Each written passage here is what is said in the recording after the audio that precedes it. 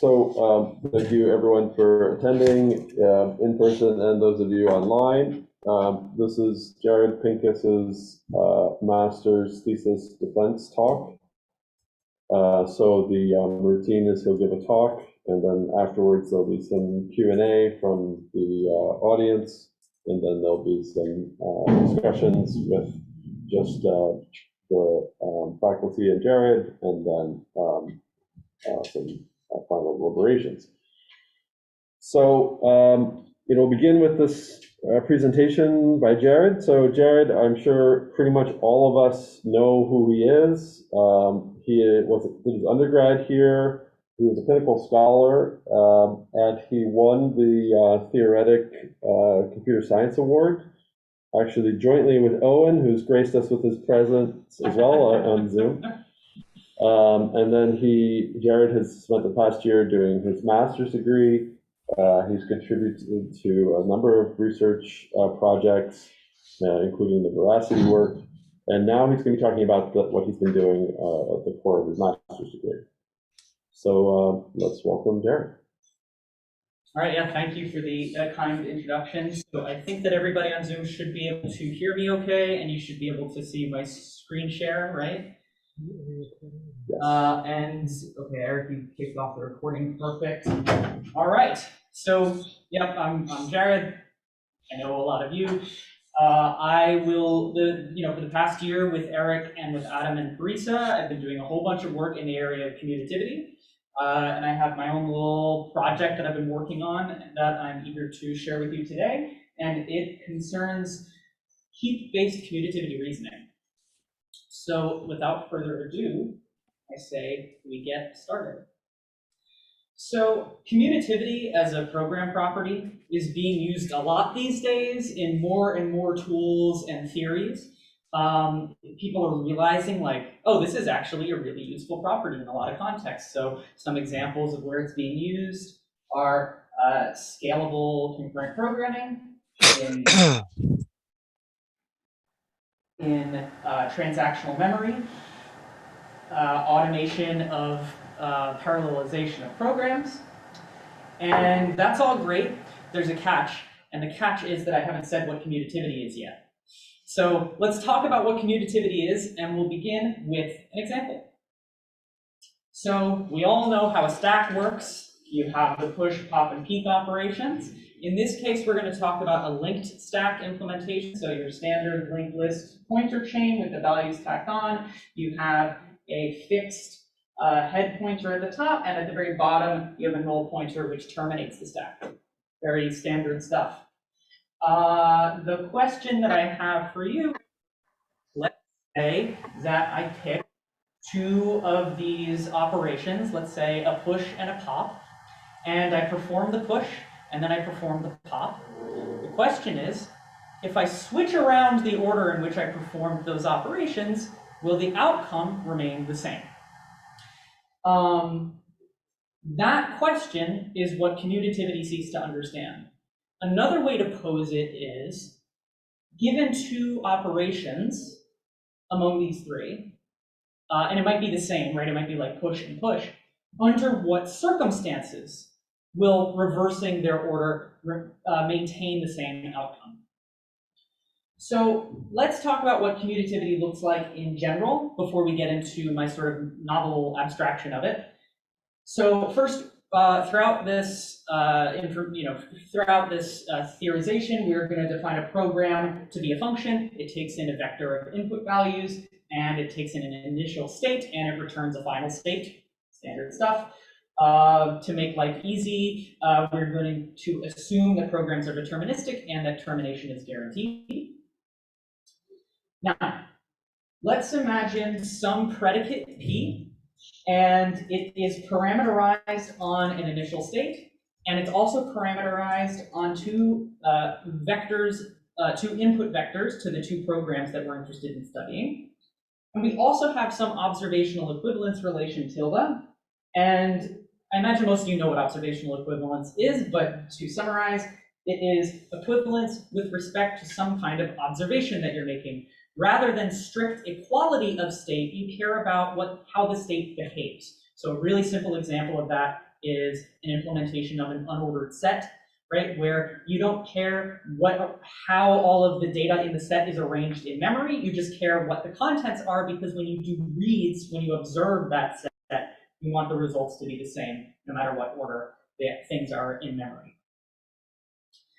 Now, what we say is that given two programs C1 and C2, we say they commute under P, which we denote with bow tie sub P, if given any initial state and any input vectors, if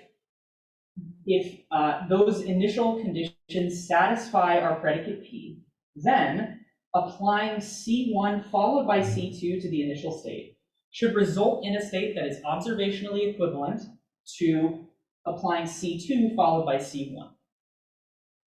And the particular equivalence relation that we'll use is going to be contextually dependent on what programs we're working with, what the problem space is. Okay, so with this idea in mind, let's go back to, and also more terminology. If P is sufficient for commutativity to hold, we say that P is a correct commutativity condition for C1 and C2, or just simply a commutativity condition.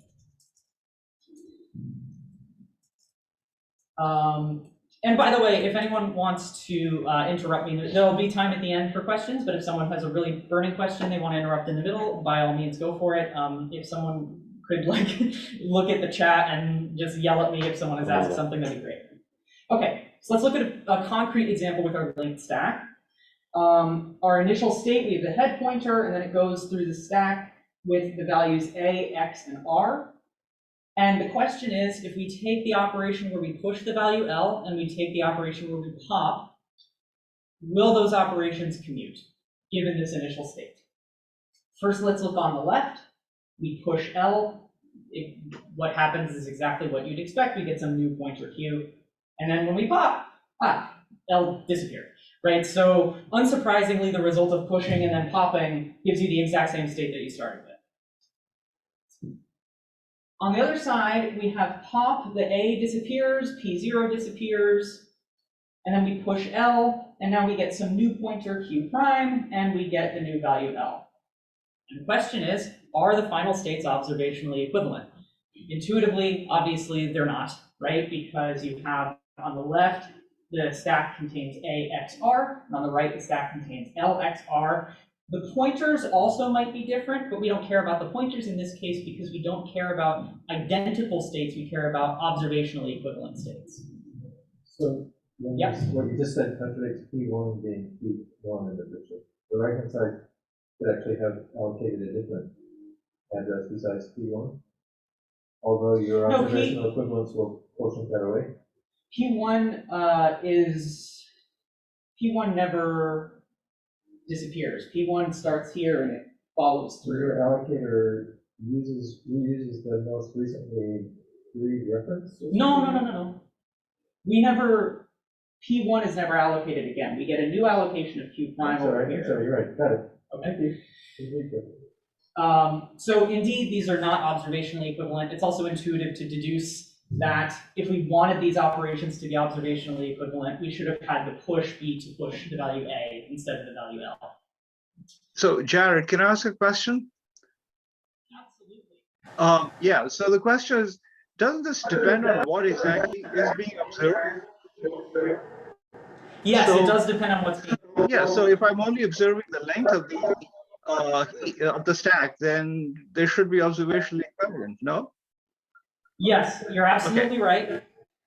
Yes, you're absolutely right. So if we were in a context, where the thing that we cared about the stack was merely the length, then indeed these would be observationally equivalent. But we care, in general, we're going to care about a more precise definition of equivalence where the actual contents of the stack are equal. Okay. Obviously, if you wanted to do something really trivial, you could just have everything be observationally equivalent to everything else, and now you just have trivial commutativity all the time. But that doesn't come in handy all that much. But here's the interesting thing to observe about everything that just happened here. At the bottom of the stack, everywhere, there's this pieces of the state that never change. We never read from them. We never write to them. And yet, when we assessed equivalence, we checked the entire state on one side and we checked the entire state on the other side. Well, that doesn't seem all that efficient, right? Now, intuitively, because we're smart human people, we could determine like, oh, well, I know with a push and a pop, you're only going to care about the very top value, so who cares about the rest of the stack? And that is exactly what we want to accomplish in a formal way, is that kind of intuition. So the question becomes, how do we frame away the pieces of state that are untouched and irrelevant? Now, this objective is not always going to work. For some data structures, it is really useful, like a stack, as we'll see. But for data structures where maybe the access points for reading aren't fixed, then it's a lot trickier to do this kind of framing away.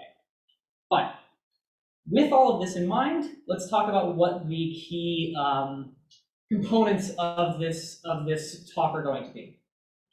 The first is a novel abstraction for reasoning about commutativity with programs that modify the heap. The next is going to be an implementation of these ideas in Cloud. And finally, we will briefly talk about my other work with Eric and Adam and Parisa on the veracity programming language and how the ideas in the rest of the talk may connect with that work. So let's begin where we begin with heap-based commutativity. And because we're dealing with heaps, we're going to have to talk about separation logic.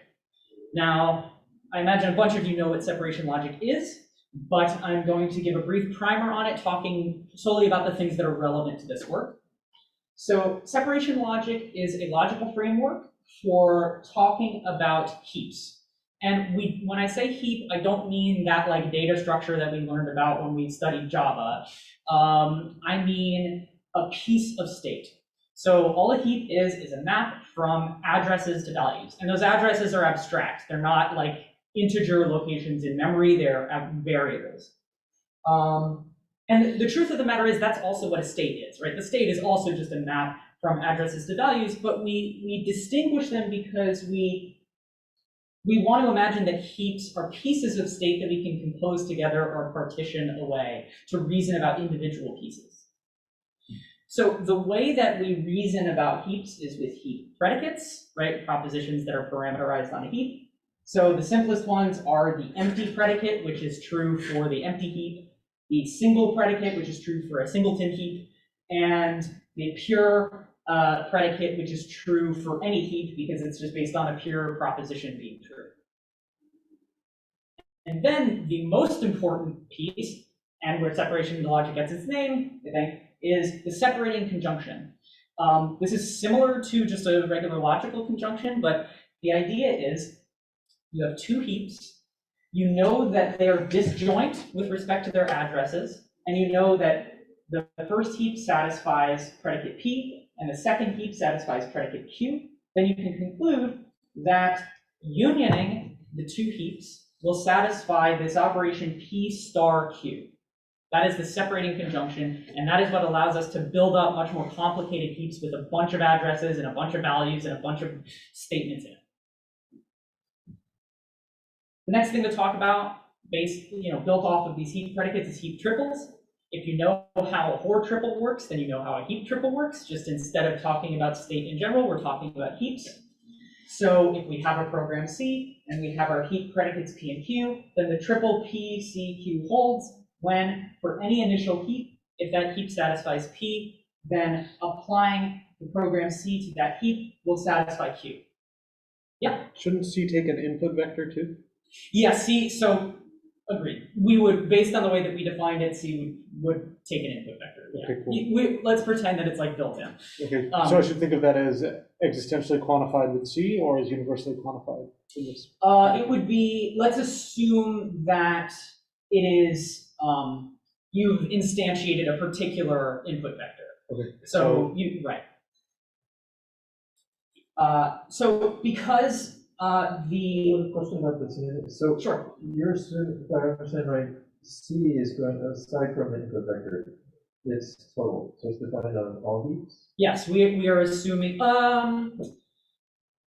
No, and we'll get to that. So the idea is that what you would want to do is ensure with P that it has the right structure to allow C to execute. So for example, if C operates on a value X, then, or on an address X, the precondition should state that X is already Right. already the usual exists in the semantics of a portable is if P hold P of H, then CH is defined and P of H.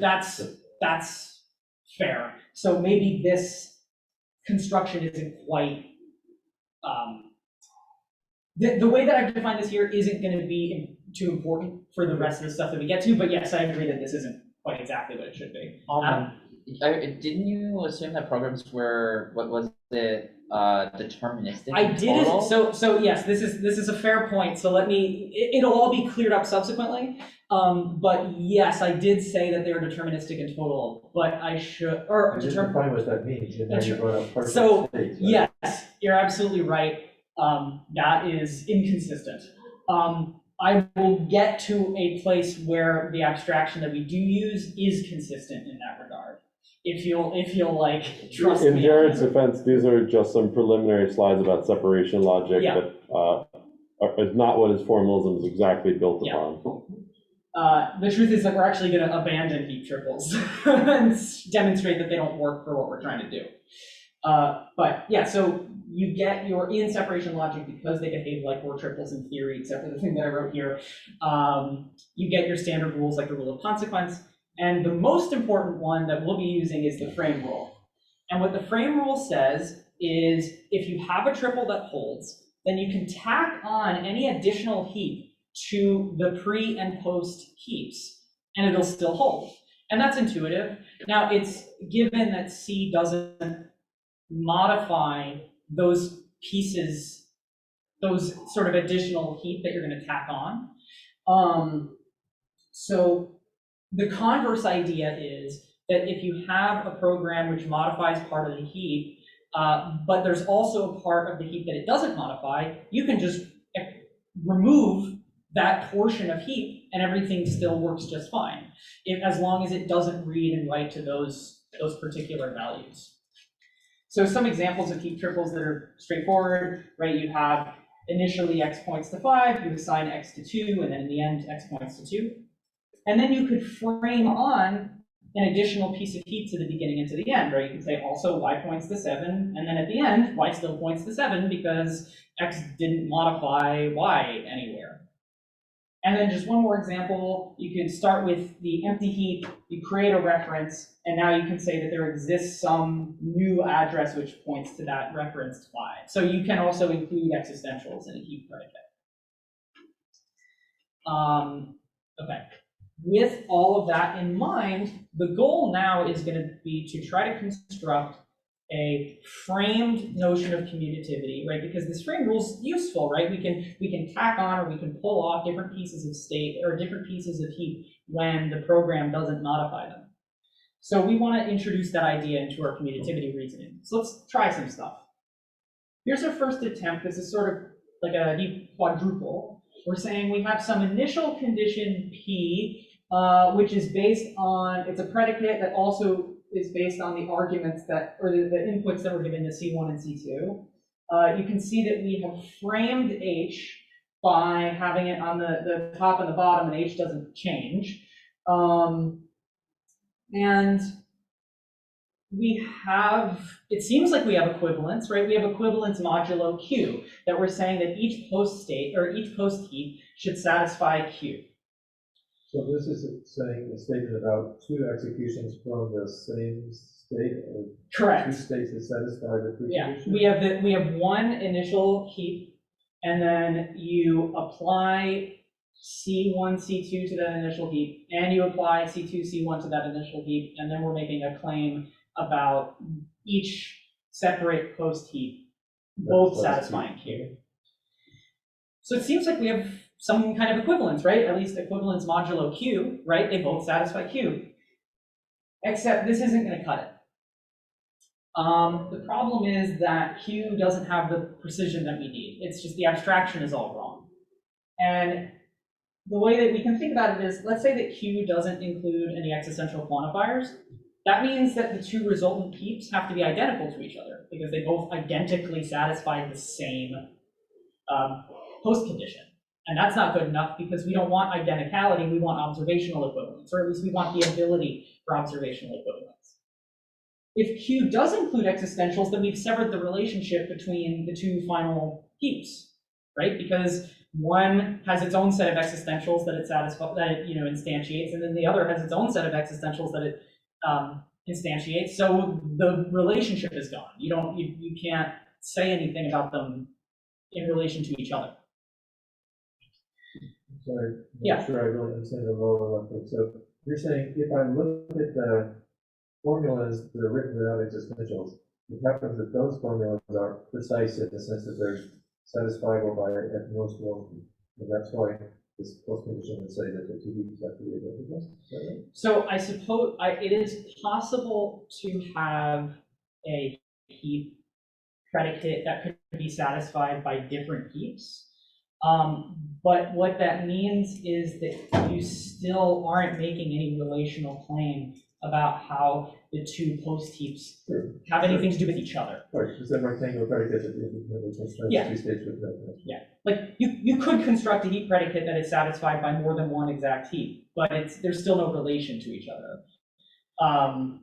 So maybe that identicality isn't quite what we mean, but you have to do some wacky stuff. You have to like include a disjunction in the heap predicate, something like that, which gets kind of strange. You can't take a language of formulas about a single state and use it to express relations between two positional differences, right? You need some other way of expressing Yes. relation. Yes.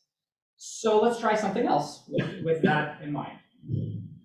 Let's just have two on their own triples and see what happens. So we have the same precondition for each triple like that we had before, but now we have two different post conditions. So that's better, right? Well, now we have that the two posts satisfy different post conditions, except we still haven't created any kind of relationship between them, right? Because one satisfies Q1 and the other satisfies Q2, but that doesn't tell us anything about how they relate to each other.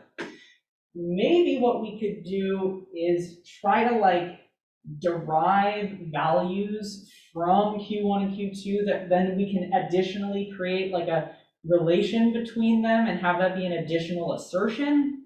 And that concept is actually going to prove fruitful, but not with this construction. The bottom line is that heap triples really aren't cutting it because they abstract away the actual heaps themselves when we need to really be looking at the heaps themselves and comparing the heaps to each other. And using just the triples where the heap is totally abstracted, using the triples where the heap is totally abstracted away, it's not really working. By the way, if you know what the names of those symbols are, you're cool. So let's try something else. Let's start with the heaps, because ultimately we want to talk about the heaps, right? We have our initial heap H, we have our post heap H12, we have our post heap H2, that's a typo, that should be H21. And what we want to do is derive some kind of values from each of them that we can reason about. And what we want it to look like is something like this, where we have whatever value we derived from H, and we want to say that satisfies our precondition, and then we want to say that if it satisfies the commutativity condition, then that implies that these values R and S are equivalent to each other, or observationally equivalent. But how are we going to do that? How are we going to derive those values? Well, one way to think about it is that we're sort of bridging this gap between the totally concrete heaps and a sort of more abstract space. And the way that we're going to bridge that gap is with a heap predicate. And specifically, we're going to call this an abstraction predicate. So psi is an abstraction predicate that we're going to construct in a problem-specific way. And it's going to be parameterized on a vector that we'll call the abstraction vector. So V, R, and S are all abstraction vectors. So the best way to understand what an abstraction predicate looks like is just to see some examples. So here we have one of the hello world data structures of commutativity, which is the non-negative counter. And in this case, we say that the abstraction predicate psi takes in one parameter, which corresponds to the value that's in the counter. And we say, well, whatever pointer C that we're using for the data structure, that points to V, and also V is not negative. So that effectively encodes the state of that data structure using a heap predicate.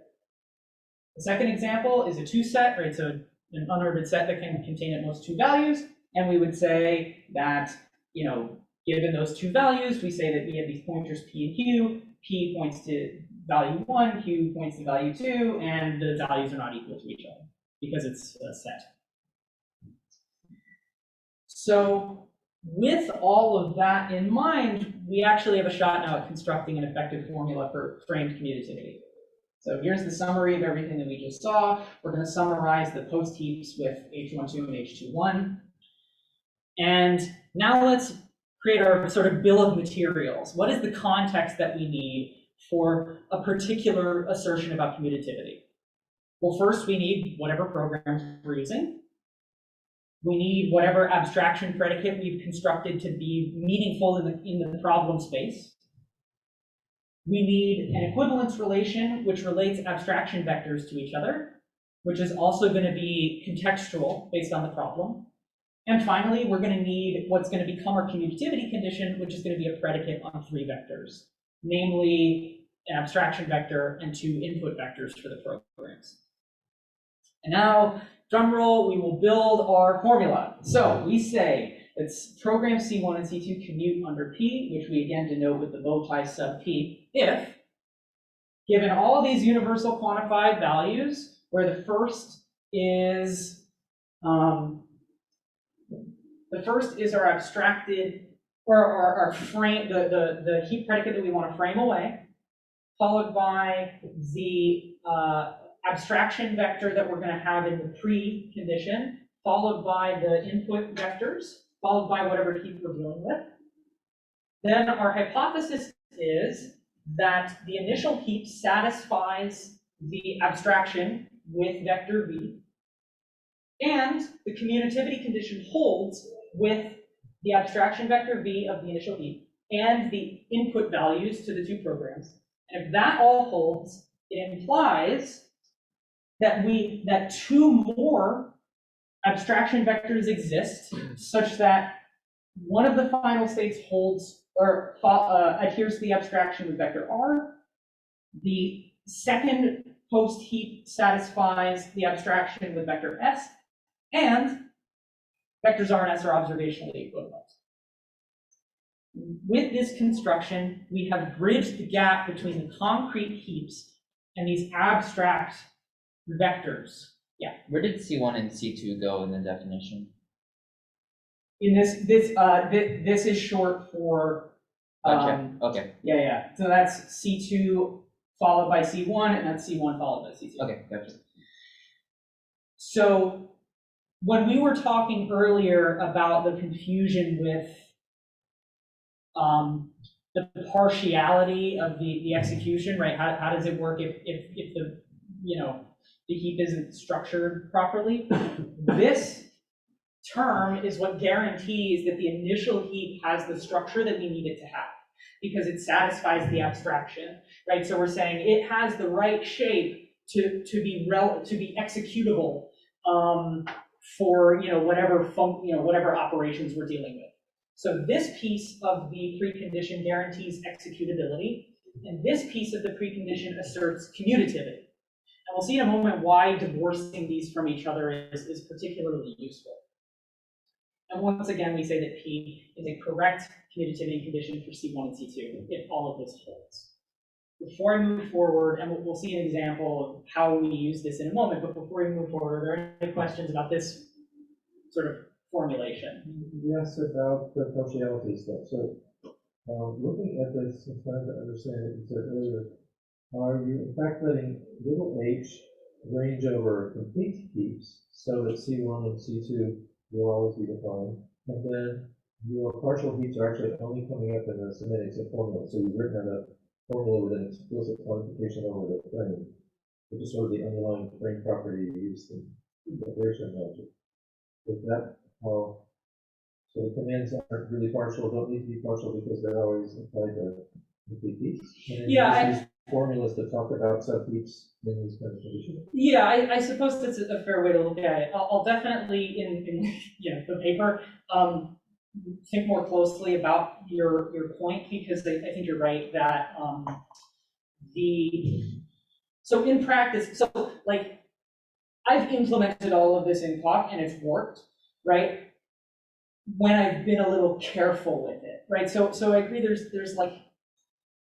maybe a problem with that notion of partiality, but at least what I'm at least doing here is saying, like, there's a domain of heap via the abstraction predicate. There's a domain of heaps which satisfy the abstraction predicate, which we know the programs that C1 and C2 are guaranteed to execute on any heap which satisfies the abstraction predicate. We would want to design the abstraction predicate so that C1 and C2 are total over any heaps that satisfy the abstraction predicate. In the sense that the heap can be partitioned into big H and a part that satisfies the abstraction predicate? Or in the sense that the heap needn't have anything except the abstraction predicate? No, there could be additional pieces to the heap that satisfy H in the beginning and in the end, hence why it's framed away. Yeah, I feel like I haven't really answered your question. Okay. So let's look now at back to our linked stack example with push, pop, and peep. And the way that we want to design the abstraction predicate for this is we want to encode a partial stack, right? Because we only want to deal with, we know that push, pop, and peep only ever look at the top of the stack. So we want to be able to limit our observation of the stack to some depth that we so choose. And to do that, we need two pieces of information in our abstraction vector. We need a list of the values that are in the stack in order, which we call V, and we also need the last pointer at the bottom of the partial stack, F. And as an example of what I mean, in this case, in this example of an initial heap, or of any heap, the list of values is going to be A and B. And then we see that the partial stack, this pointer, it just goes off into more heaps somewhere, right, down to more stack values, but we're not interested in those. So we say, well, in this case, P2 is going to be what we consider to be our final most pointer. The reason we care about the final most pointer is if we're comparing two different heaps or two different linked stacks for observational equivalence, we want to make sure that the values in them are the same, but we also want to make sure that the sort of rest of the heap that they both point to is the same remainder, right? Because we don't know what's in there, but we do know that if both stack bottoms point to the same place, then we know that they're going to have the same rest of the stack, whatever that may look like. Now, the specifics of this formulation don't matter, but we find that we can define an abstraction predicate which is based on whatever depth we actually want to go to. And all it says is that the list is as long as that depth is, and then it inductively recurses down, deconsing values off of that list, and saying, oh, there's going to be a pointer here which points somewhere, and then we carry with us the intermediate pointers that we keep instantiating, and then at the very end we say whatever intermediate pointer we're at here, we're going to say it's going to be equal to whatever final pointer we have said is going to be at the bottom. And what that means is that if we do want to create an abstraction for a total stack, all we do is say that the bottommost pointer is going to be null. And that means it's at the bottom of the stack. So there may be circumstances where reasoning about the entire stack is valuable. But what we'll see is for commutativity reasoning about the stack, we only need to go down to depth 2. We'll look at that in a second. So in particular, this is something that is a little bit violatory of what I've been talking about so far. But if we look back at our formula for commutativity, you see that in the precondition we have psi, and in the post relation we have psi. But if we're careful and we're clever about it, there's nothing that technically forces us to use the same exact abstraction in the beginning and the end. And in particular, what we find is that it's useful to have different depths in the precondition and post relation, because operations on the stack will change how many things are in the stack. So this is the entire set of combinations of operations that you can perform on the stack, right? Push, push, push, pop, keep, pop, etc. And you can see that we can design the depth that we abstract away the stack in the precondition to be distinct from the post. And we make these values as small as they can be without losing information to make the reasoning as simple as possible.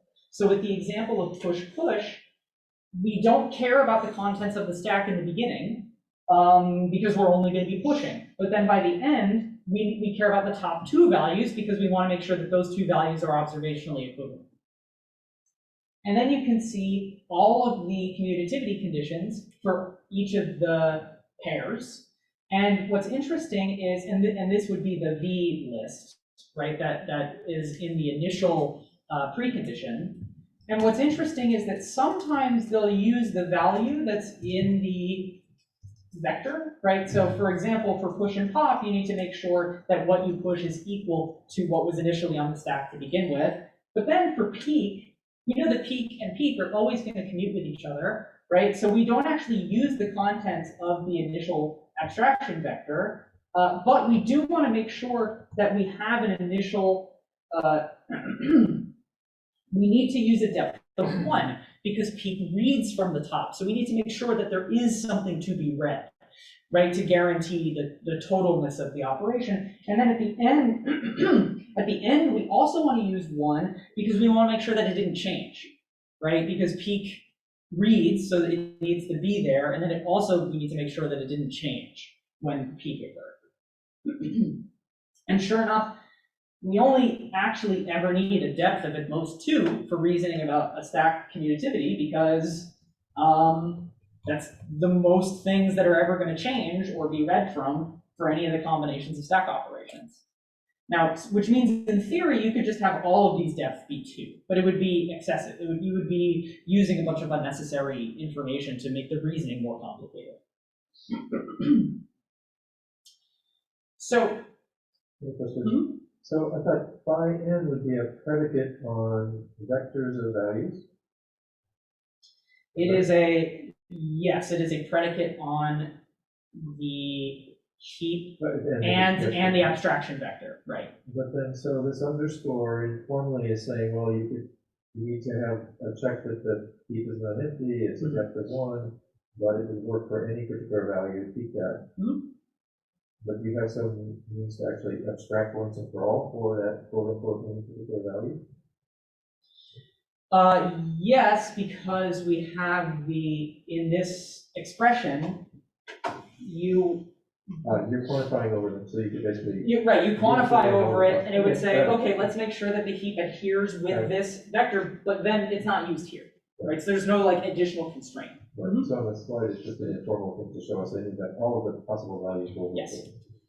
Is it possible to throw that sub n into the input vector to recover the same phi or size? So no, because you that would not constrain, because in that case you would say, so to your point, because I did, I thought about this, what you're saying is like, oh, well, just instead of having the n, make it a different size and just put it in here. And then you say, oh, for some n. The problem is now you're saying in like the post condition that there exists some n for which it's true.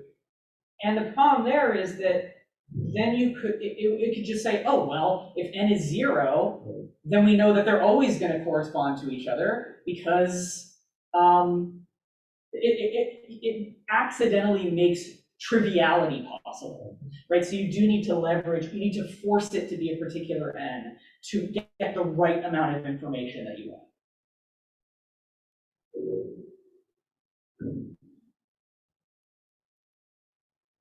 Okay, now let's briefly talk about the converse of this. So here we have the correct condition formula, but we can also talk about a complete condition.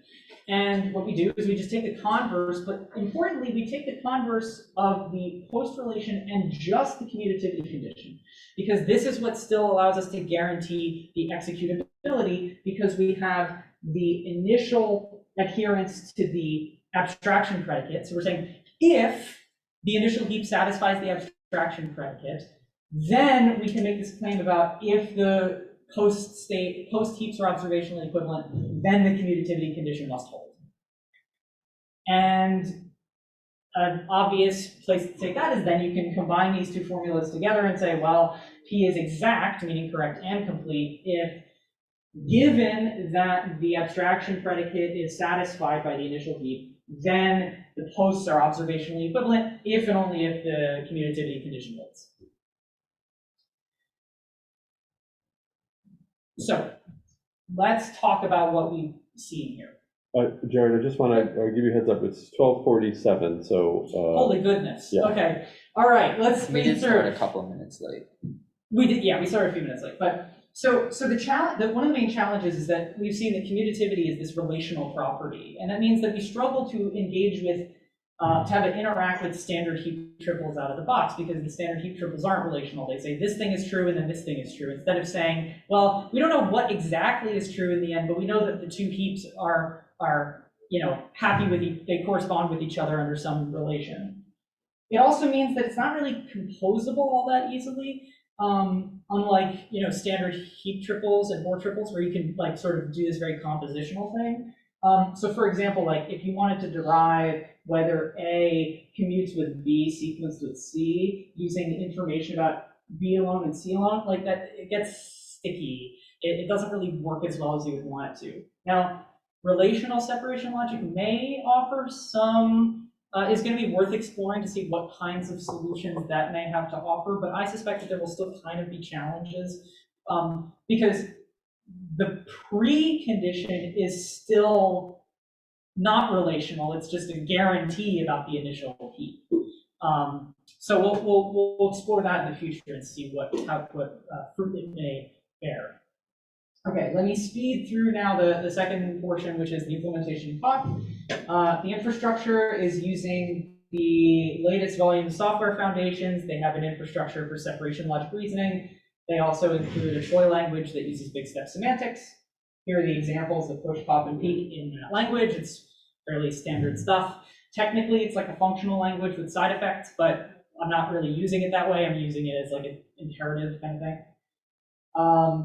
So the goal is to automate commutativity proofs as much as possible. So I developed a whole bunch of utilities for doing that. So I developed utilities or tactics and algorithms for dispatching goals having to do with heaps, like do they satisfy a particular predicate and so on, deriving facts from hypotheses about heaps, like whether they satisfy a predicate, whether they're disjoint from each other, those kinds of things. And importantly, automated symbolic execution of a program with big step forward execution, and also inverted symbolic execution for programs that are in the hypothesis. So that's for completeness proofs. So the general structure that a completeness proof takes is, we can see here, the structure is a little bit different because as is often the case, the theory and implementation are a little out of sync with each other. But we have our commutativity condition, and then we say that given the commutativity condition is true, then the programs will commute under psi and our post relation R. And the proof is simply we do some setup, we derive facts from the precondition that the initial heap satisfies the abstraction predicate. We do some other stuff. Then we do 4 symbolic executions, right? So we say execute C1 on the initial heap, execute C2 on the initial heap, execute C1 on the intermediate, and C2 on the other intermediate. And now we know what our final heaps look like, meaning that we can then instantiate the existentials of the post relation and dispatch those two pieces of the post relation, talking about the abstraction predicate. And then finally, we'll do some problem-specific dispatch of the final equivalence relation between the abstraction vectors. So as you can see, a lot of these steps are fully automated. Some of them need a little bit of intervention along the way. Completeness proof structure looks similar. You can see it's the converse setup. You then construct a heap that satisfies the abstraction predicate, instantiate the hypothesis with that heap, and then for the framed portion of the heap predicate, we just use empty, right? Because we can pick whatever we want. Then we do the inverted execution, which can be a bit of a pain because inverses can have multiple paths to take, right? And then a bunch of them can't, cancel out because they're invalid. Then we derive, now that we've figured out what the final heaps are in the hypothesis, we can then derive facts about them from the fact that they satisfy the abstraction. Then we can do a problem-specific derivation of facts from the hypothesis that R and S are observationally equivalent. And then we do a problem-specific dispatch of our commutativity condition. And that's it. This ends up requiring a lot more manual intervention as it stands, but it's getting there. So what can we do? We can do fairly automated verification of the correctness and completeness of conditions.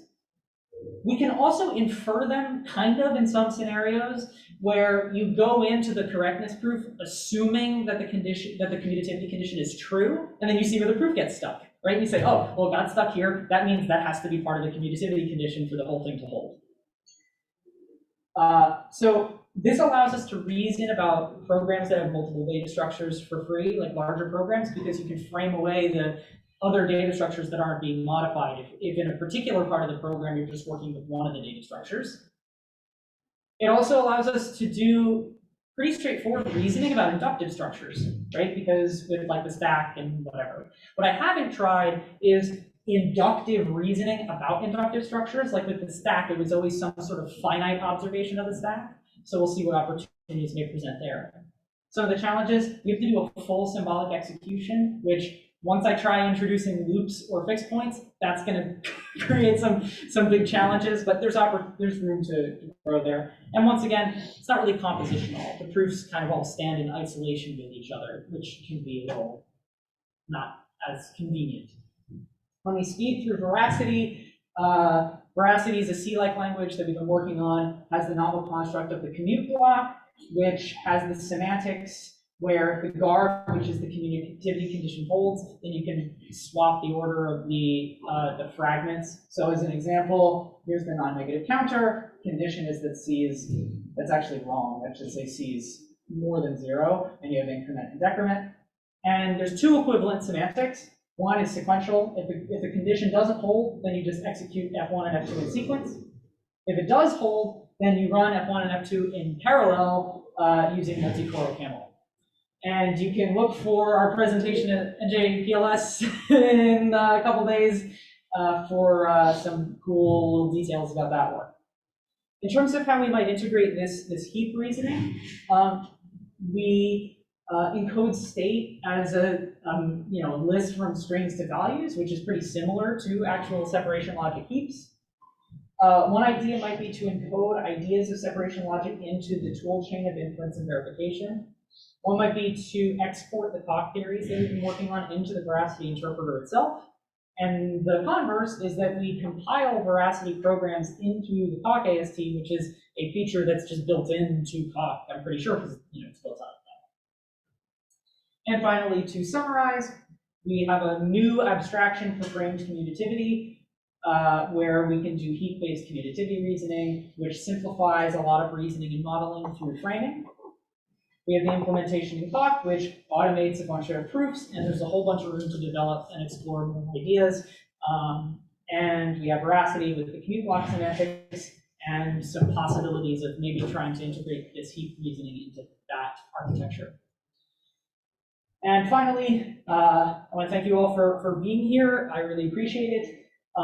As I complete my journey at Stevens and move forward towards my PhD at BU, I have to thank everybody here who has been a professor of mine or has been a TA of mine. I have to thank Eric for being such a great advisor for the past year and into this summer, and thank Adam and Parisa for being such great, teammates on all of our Veracity stuff. And I look forward to getting to see everybody going forward at all these different conferences and things. So I think that's where I will leave it. So thank you very much for listening. Great.